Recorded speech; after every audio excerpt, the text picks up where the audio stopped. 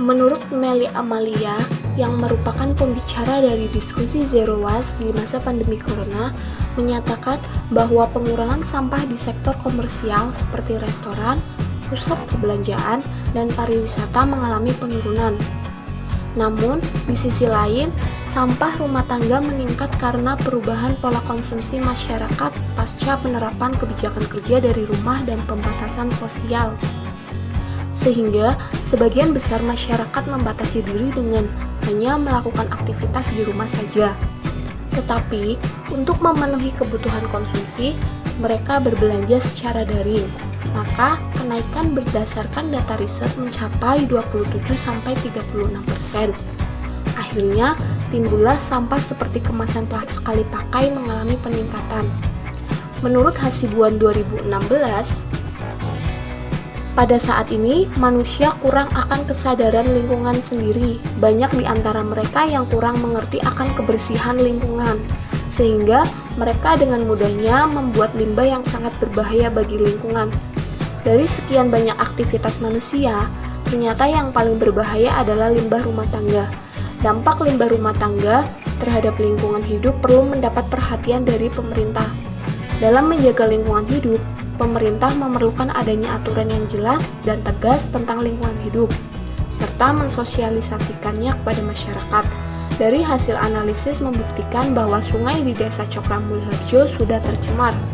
Hal ini terbukti karena adanya beberapa ciri yang menyatakan sungai di Desa Cokram Mulyoharjo tercemar. Di antaranya yaitu terdapat warna pada air sungai, terdapat bau aneh pada air sungai, terdapat endapan pada sungai, dan terdapat sampah rumah tangga seperti sampah organik dan anorganik. Hal ini ditandai dengan adanya air yang menjadi keruh. Menurut Satmoko 2010, limbah organik mengandung padatan terlarut yang tinggi sehingga menimbulkan kekeruhan dan mengurangi penetrasi cahaya matahari bagi biota fotosintetik. Menurut Hasibuan 2016, limbah rumah tangga dapat mempengaruhi terhadap kualitas air sehingga terjadi pencemaran terhadap air. Misalkan, air bekas mandi dan air cucian. Air yang tercemar tidak dapat digunakan lagi untuk keperluan rumah tangga. Air yang sudah tercemar dan kemudian tidak dapat digunakan lagi sebagai penunjang kehidupan manusia akan menimbulkan dampak sosial yang sangat luas dan akan memakan waktu lama untuk memulihkannya. Padahal air yang dibutuhkan untuk keperluan rumah tangga sangat banyak. Sampah atau limbah rumah tangga yang mencemari air sungai di Desa Cokram Mulyoharjo diantaranya yaitu sampah organik atau limbah organik yang merupakan segala limbah yang mengandung unsur karbon seperti kotoran hewan dan kotoran manusia, air seni, sisa makanan, air cucian, kertas, dan lain sebagainya. Sebagian besar pembuangan warga langsung mengarah ke sungai dan tidak adanya TPS sehingga ada beberapa warga yang masih membuang sampah secara sembarangan dan kurangnya sanksi yang diberikan kepada warga yang membuang sampah secara sembarangan sehingga warga tidak jera.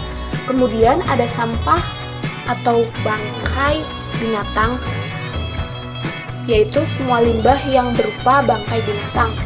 Kemudian ada sampah atau limbah anorganik merupakan limbah yang tidak dapat atau sulit terurai atau busuk secara alami oleh mikroorganisme pengurai seperti kaca, plastik, botol plastik, plastik kemasan, dan lain sebagainya.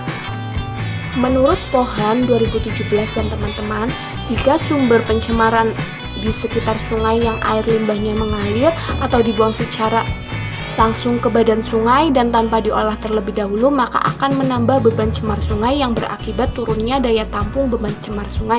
Besarnya limbah cemaran ini apabila tidak dikendalikan akan mengakibatkan turunnya kualitas air yang pada akhirnya akan mengganggu ekosistem perairan di sungai Desa Cokram Mulyoharjo.